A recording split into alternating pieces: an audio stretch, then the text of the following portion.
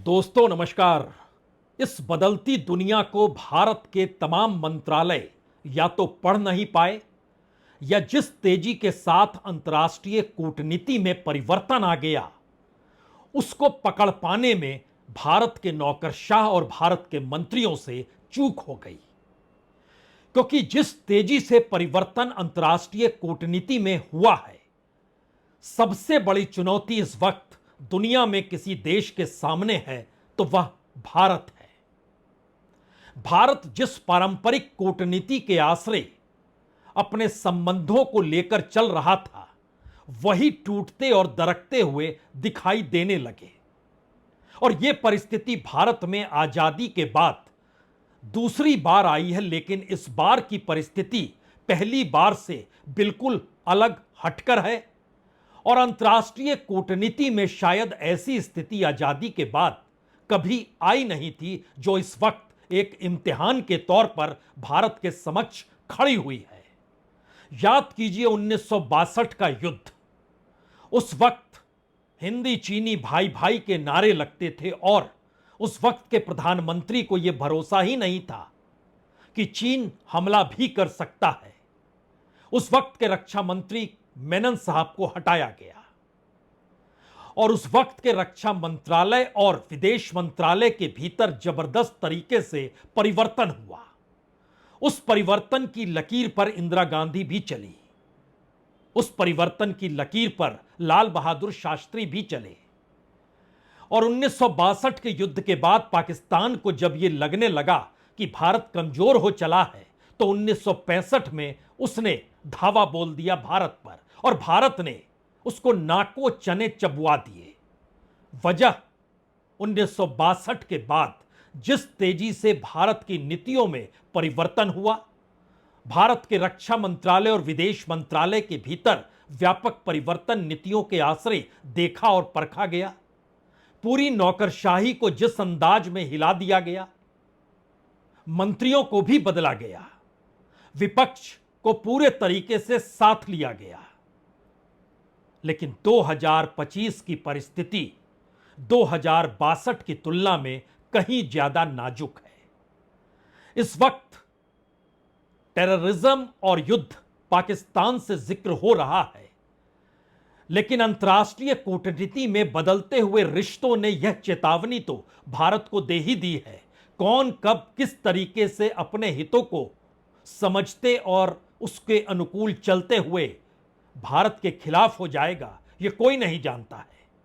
शायद इसीलिए एक ऐसी दृश्य इस दौर में उभरा है जिसने भारत को न सिर्फ चौंकाया है, बल्कि अब चिंतन मनन और परिवर्तन के दौर से भारत गुजरने को तैयार है। और मौजूदा वक्त में मोदी सरकार के सामने सबसे बड़ी चुनौती शायद इसी बात को समझने और पढ़ते हुए भारत के अनुकूल नई परिस्थितियों को गढ़ने की है।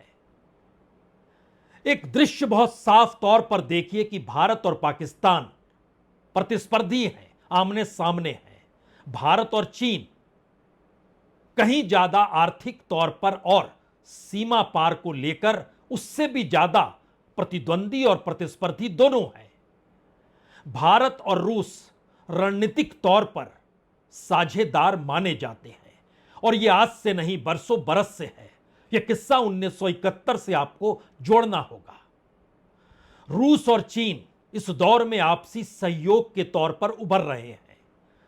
चीन की जेब में पाकिस्तान है, यानी पाकिस्तान चीन का पिछलग्गू है।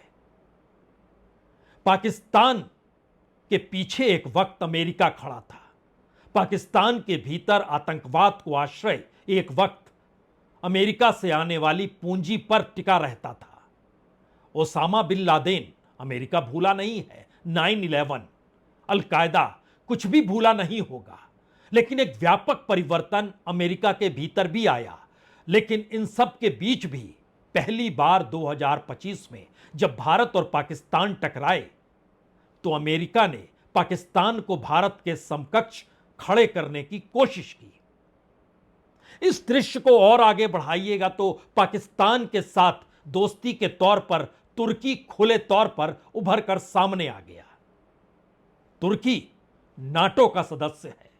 नाटो का सदस्य का मतलब यह होता है कि वह अमेरिका के सिक्योरिटी परिवार का हिस्सा है, यानी उस पर कोई आंच आनी नहीं चाहिए। वह तुर्की पाकिस्तान के साथ है, लेकिन वही तुर्की जिस वक्त रूस पर प्रतिबंध नाटो देश लगाते हैं, वेस्टर्न कंट्रीज लगाती है, अमेरिका लगाती है, तुर्की नहीं मानता है। और इसी परिस्थिति में अगर भारत को लेकर जिक्र कीजिएगा तो भारत क्वाड का हिस्सा है, भारत एससीओ का भी हिस्सा है। क्वाड का मतलब था अमेरिका, ऑस्ट्रेलिया, जापान और भारत। इसमें भारत पर कोई संकट आए तो इन तीनों देशों को साथ देना चाहिए, लेकिन ये तीनों देशों ने साथ नहीं दिया। अमेरिका ने तो संघर्ष रोकने का जिक्र कर दिया। लेकिन एससीओ में भारत भी है, पाकिस्तान भी है, चीन भी है। चीन ने खुले तौर पर पाकिस्तान का साथ दिया। नाटो कंट्रीज के इस वक्त सबसे बड़ी चुनौती यूक्रेन को लेकर खड़ी हो गई है। यूक्रेन और रूस का युद्ध खत्म हो गया, इसका ऐलान अमेरिका करता है, और यूरोपीय यूनियन के भीतर यह सवाल बड़ा हो जाता है, यह कैसा युद्ध विराम या युद्ध खत्म करने का ऐलान अमेरिका कर रहा है। यह तो धोखाधड़ी है। रशिया और यूक्रेन ऐसे मौके पर टकराए जहां रूस को लगने लगा कि नाटो उसके दरवाजे पर आ जाएगा, और नाटो कंट्रीज को लगने लगा यूक्रेन बीच से हट गया तो रूस उसके दरवाजे पर आ जाएगा। इन तमाम परिस्थितियों के बीच भारत कहां पर खड़ा है, शायद अब यह चिंतन मनन भारत के भीतर बहुत बड़ा हो चुका है। नौकरशाही की एक पूरी टीम कमोवेश इस वक्त एक्सटर्नल अफेयर मिनिस्ट्री में हर चीज देखती है, आर्थिक रिश्तों को भी टटोलती है। लेकिन इस दौर की सबसे बड़ी कमजोरी भारत की जो उभर कर निकल कर आई, उसमें भारत में सिर्फ और सिर्फ प्रधानमंत्री के इर्द गिर्द भारत की विदेश नीति, अर्थनीति सब कुछ घुमड़ती रही। प्रधानमंत्री ने तकरीबन 72 देशों की यात्राएं की, 9 से 10 बार वो अमेरिका भी गए। हर वक्त यही लगा कि भारत अमेरिका के करीब है। दुनिया में घूमते वक्त भारत ने इस बात का एहसास समूची दुनिया को कराया कि भारत की इकोनॉमी के साथ खड़े हो जाइए। बहुत सारे देश खड़े भी हुए, लेकिन एक झटके में तमाम परिस्थितियां अमेरिका के करवट लेते ही बदलती हुई दिखाई देने लगी, यूरोप से लेकर मिडिल ईस्ट तक। और इन परिस्थितियों में अब भारत के भीतर चिंतन मनन है तो पहली बार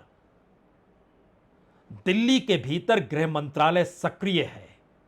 तमाम एजेंसियों को मिलाकर वह एक कमरे में नई परिस्थितियों को जन्म देना चाह रहा है। पहली बार गृह मंत्रालय भी सक्रिय हुआ है। मल्टी एजेंसी यूनिट बनाने की दिशा में उसने कदम बढ़ाए। कहीं तो चूक हुई है। पहली बार देश के रक्षा मंत्री ये कहने से चूक नहीं रहे हैं कि अब हमारी अपनी स्थिति यह है कि मैं संकल्प ले रहा हूं, यानी इस देश का रक्षा मंत्री पहली बार अपने आप में संकल्प ले रहा है कि अब नेशनल डिफेंस डॉक्ट्रिन अब प्रॉक्सी और हाइब्रिड वार को खत्म करेगा। इससे पहले जिक्र प्रधानमंत्री का होता था।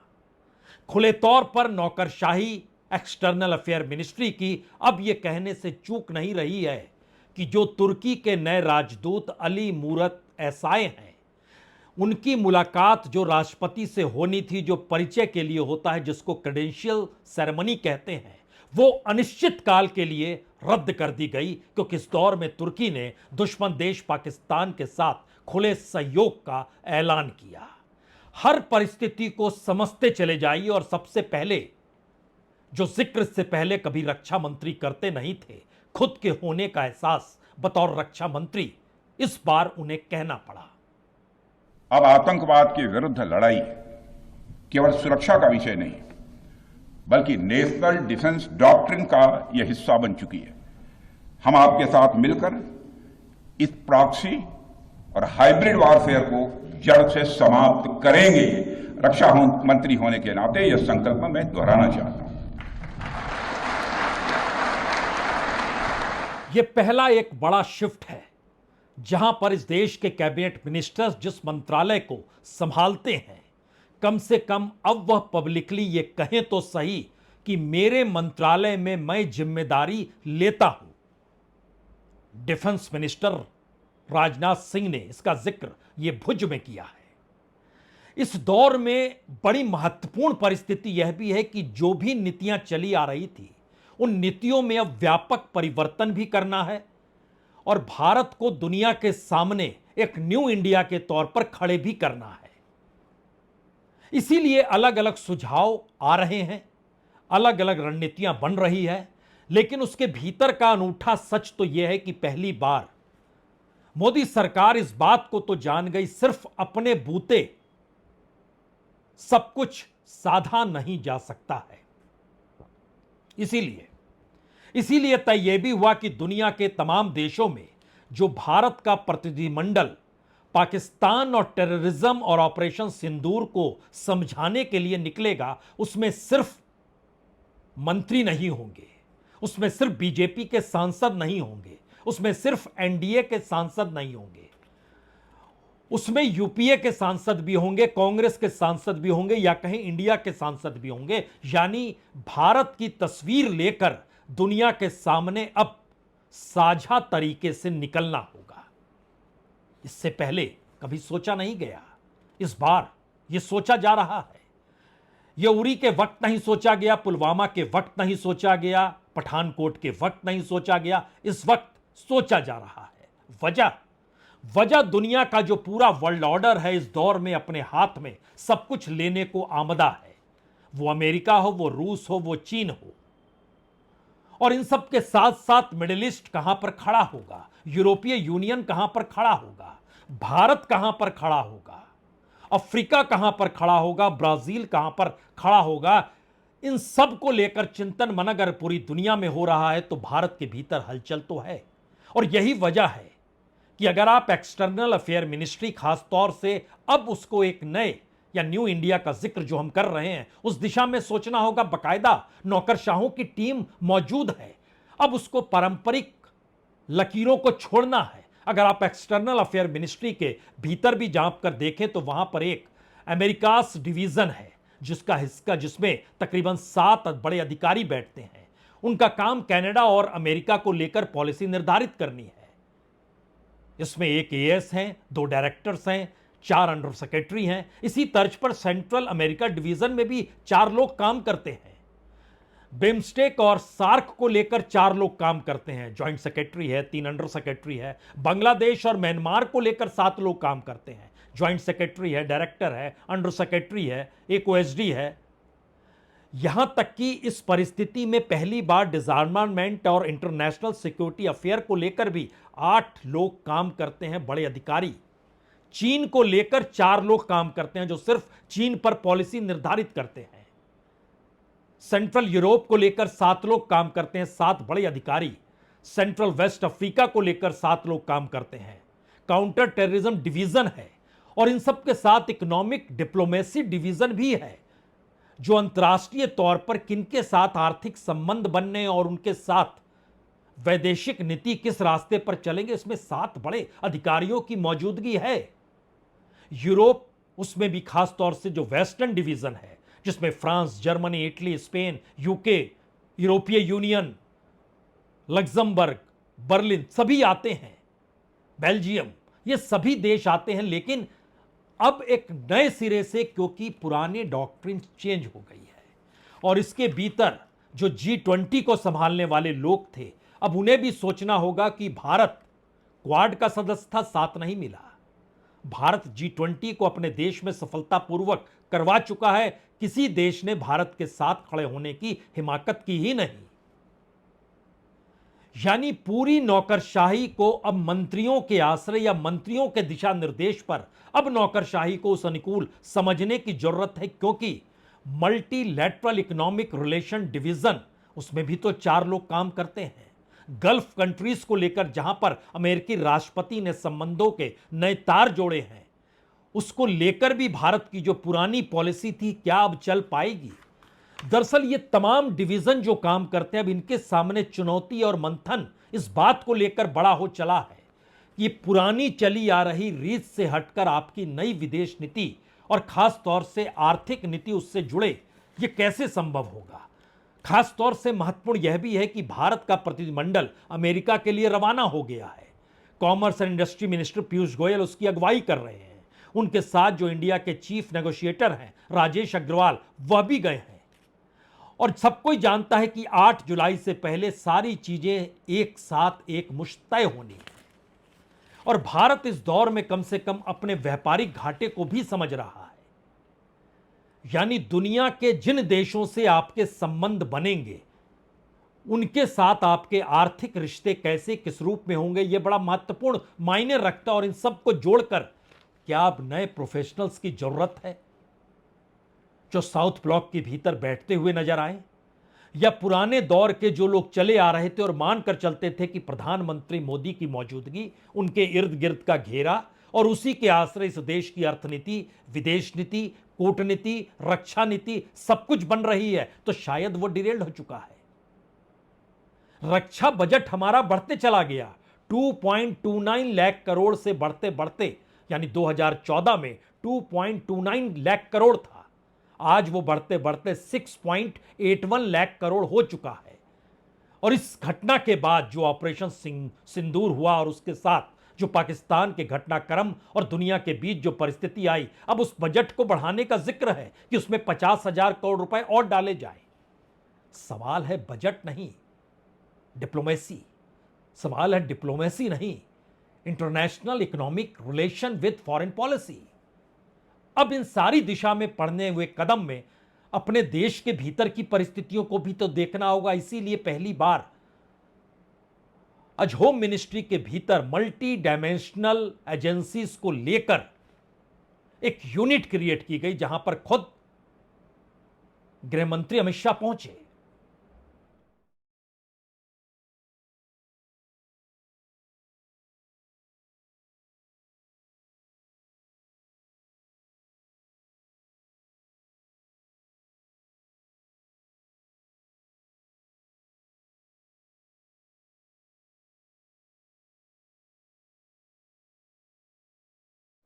यानी दिल्ली की हलचल पहली बार 4 स्तर पर काम करती हुई दिखाई दे रही है। हर मंत्रालय को संभालने वाले मंत्री और उनके अधीन अधिकारियों की फेरिस्त जिम्मेदारी के साथ अब बदलती हुई विश्व व्यवस्था में अपने आप को किस रूप में स्थापित करेगी, यह बड़ा चैलेंज है। यानी पुरानी डायरीज, पुराने फाइलों को आप छोड़ दीजिए, क्योंकि इस वक्त दुनिया के सामने सबसे बड़ी चुनौती अमेरिका जिस रास्ते पर एक व्यापक परिवर्तन की दिशा में बढ़ा है, उसमें अगर यूरोपीय यूनियन सवाल उठा रही है कि आपने यूक्रेन को क्या दिया, यूक्रेन का पूरे मिनरल को लेकर आपने डील कर दी। इस दौर में आप पूरे मिडिल ईस्ट में चले गए और जो पुरानी धारणा टेररिज्म को लेकर थी वो झटके में बदल गई। आप शांति स्थापित करने निकल गए, बड़े बाजार और व्यापार करने निकल गए। दुनिया के अलग अलग देशों को लेकर जो शुरुआती दौर में टैरिफ वार था वह भी तो खत्म हो गया। तो इस परिस्थिति में भारत कहां पर खड़ा है, यह भारत की तमाम मिनिस्ट्री को संभालने वाले ब्यूरोक्रेट्स और मिनिस्टर्स को अब यह तय करना होगा। गृह मंत्री भी बच नहीं सकते हैं। अब सूचनाएं क्यों नहीं मिल पा रही थी, कहां गड़बड़ी हुई, चूक कहां पर हुई, जो स्वीकार किया गया कि पहलगाम की सूचना नहीं मिली थी। तो मल्टी डायमेंशनल टास्क के साथ पहली परिस्थिति तो यह है। दूसरी बड़ी परिस्थिति अंतर्राष्ट्रीय तौर पर उस इकोनॉमी को संभालने की है जिसमें भारत को लगातार घाटा हो रहा है। भारत का अपना एक्सपोर्ट और इंपोर्ट, अगर आप पिछले महीने का भी जिक्र करें, अप्रैल के महीने में भारत ने 38.49 बिलियन डॉलर का एक्सपोर्ट किया, यानी 3,29,403 करोड़। लेकिन जो इंपोर्ट किया वो 64.91 बिलियन डॉलर, यानी 5,55,509 करोड़ रुपए। व्यापार घाटा 2,26,106 करोड़ का है। पिछली बार की तुलना में 10 बिलियन ज्यादा माल भारत में आया है पिछले महीने, यानी मार्च के महीने में 54.49 बिलियन डॉलर का माल भारत लाता है। इस बार यह बढ़कर 64.91 बिलियन डॉलर हो जाता है। यानी हम इंपोर्ट लगातार बढ़ा रहे हैं। महीने दर महीने एक्सपोर्ट बढ़ता है, स्थिर रहता है, फिर कम हो जाता है, लेकिन इंपोर्ट लगातार बढ़ रहा है। तो बड़ा सवाल यह है कि दुनिया के सामने अब भारत अपने मैन्युफैक्चरिंग सेक्टर को और अपने इन्वेस्टमेंट को और इंटरनेशनल इकोनॉमिक रिलेशन को लेकर किस तरीके से काम करे, यह चैलेंज एक्सटर्नल अफेयर मिनिस्ट्री के भीतर बैठे हुए डिप्लोमेट्स जो आर्थिक स्थिति को देखते हैं उनके सामने भी चुनौती है। यह चुनौती कॉमर्स मिनिस्ट्री के सामने भी है, यह चुनौती फाइनेंस मिनिस्ट्री के सामने भी है।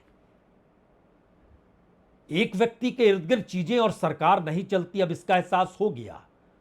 तीसरे स्तर की चुनौती उससे भी बड़ी है, क्योंकि अगर अंतर्राष्ट्रीय तौर पर भारत अलग थलग युद्ध के वक्त दिखाई देता है और नई बनती बिगड़ती इकोनॉमी के बीच अमेरिका इस चुनौती को लगातार बड़ा करते चला जा रहा है कि अमेरिका फर्स्ट में तो वो अमेरिका के भीतर अमेरिका की जनता को भी टैक्स फ्री कर देंगे, टैक्स तक नहीं लेंगे बाहर से, इतना पैसा वो इन्वेस्ट करा चुके होंगे। तो चुनौती भारत के सामने भी है और भारत जिस बात को दोहराता है अमेरिका उसको दोहराता है और फिर भारत को खारिज करना पड़ता है। 0% टैक्स भारत ने कहा, अमेरिका ने दोहराया, भारत ने कहा हम ऐसा नहीं कर रहे हैं। यानी कहीं ना कहीं अभी भी शायद इंटरनेशनली इकोनॉमिक एस्पेक्ट को समझ पाने की स्थिति में मौजूदा वक्त में कॉमर्स मिनिस्ट्री और फाइनेंस मिनिस्ट्री या तो दोनों नहीं है, या फिर पीएमओ के भीतर बैठे हुए अधिकारी अभी भी समझ नहीं पा रहे हैं कि अब एक व्यक्ति के आश्रय नीति नहीं बनेगी, आपको सामूहिक तौर पर इस देश के मंत्रालयों को खड़ा करना पड़ेगा। और चौथी चुनौती सबसे बड़ी प्रधानमंत्री मोदी के समक्ष है। यह ऐसा इम्तिहान है जिसमें अभी तक जेलेंस्की के साथ खड़े नहीं हुआ भारत, रूस के साथ भारत खड़ा हुआ, क्वाड के बाकी तीनों देश ऑस्ट्रेलिया, जापान और अमेरिका तीनों रूस पर प्रतिबंध लगाने की दिशा में कदम बढ़ाते हैं, भारत कदम नहीं बढ़ाता है। यानी भारत मैसेज देता है हम अपनी जरूरतों को पहले देखेंगे, जो विदेश मंत्री जयशंकर ने कई मंच पर कहा। तो अगला सवाल यह भी है, क्या नई परिस्थिति में हर देश अपनी स्थिति को ही पहले देखेगा और संगठनों के आश्रय चल रही दुनिया, वो क्वाड हो या एसओसी हो, वो G20 हो, G7 हो, कोई भी हो, लेकिन अगर भारत की यह नीति इस दौर में रही और क्वाड की नीति भारत के साथ खड़े होने की नहीं रही, तो इसके एक मतलब यह भी है क्या भारत इस दौर में ताकतवर हो चला है, भारत किसी का पिछलग्गू नहीं है।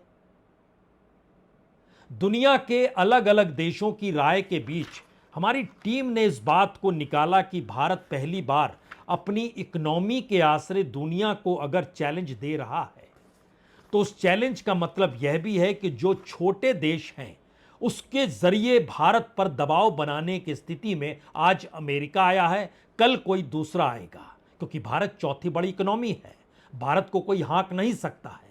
और यह माना जाता है जब आप शक्ति के रूप में उभर रहे हैं तो आपके दोस्त भी आपको लेकर उदासीनता दिखलाएंगे, क्योंकि आप क्लाइंट देश नहीं है, किसी के पिछलग्गू नहीं है। और यह मैसेज एक तरफ है और दूसरी तरफ ये परिस्थितियों के भीतर नई बनती हुई दुनिया में, नए वर्ल्ड ऑर्डर में, जब एक तरफ दुनिया के वह देश, चाहे वो अमेरिका हो, चाहे यूरोपीय यूनियन हो, चाहे चीन हो, चाहे रशिया हो, न्यू वर्ल्ड ऑर्डर बनाने के लिए कोई तुर्की को साथ लेकर खड़ा है, कोई सऊदी अरब के साथ बड़ी डील कर रहा है, कोई इंडोनेशिया के साथ है, कोई अफ्रीका के साथ है।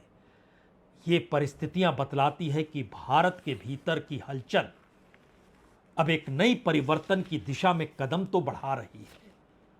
इसीलिए वो रक्षा मंत्रालय हो, वो विदेश मंत्रालय हो, नई नीतियां नई सोच के साथ और सभी को साथ लेकर चलने वाली परिस्थितियों के साथ अगर खड़ी नहीं होगी और सिर्फ उसकी डुगडुगी प्रचार के आश्रय ही बजाई जाएगी, तो हथेली खाली रहेगी। यानी इन परिस्थितियों का मैसेज बहुत साफ है। पारंपरिक और पुरानी फाइलों में कैद कूटनीति और भारत की विदेश नीति इस बदलती दुनिया में अब कोई काम नहीं आएगी। पुराने नौकरशाह और नौकरशाहों की पुरानी लकीरें और भारत के भीतर सत्ता संभाले हुए प्रधानमंत्री मोदी की पुरानी परिस्थिति, सब में परिवर्तन आ चुका है। अब सवाल चिंतन मनन के साथ एक व्यापक परिवर्तन करते हुए भारत की मौजूदगी अंतर्राष्ट्रीय मानचित्र पर उस ताकत के साथ रखने की जरूरत है जहां पे दुनिया को जरूरत भारत की पड़े, ना कि भारत को यह कहना पड़े इस बार किसी ने साथ क्यों नहीं दिया। जी नहीं, अब उसमें परिवर्तन लाने के लिए ठोस कदम उठाने ही होंगे। बहुत बहुत शुक्रिया, बहुत बहुत शुक्रिया।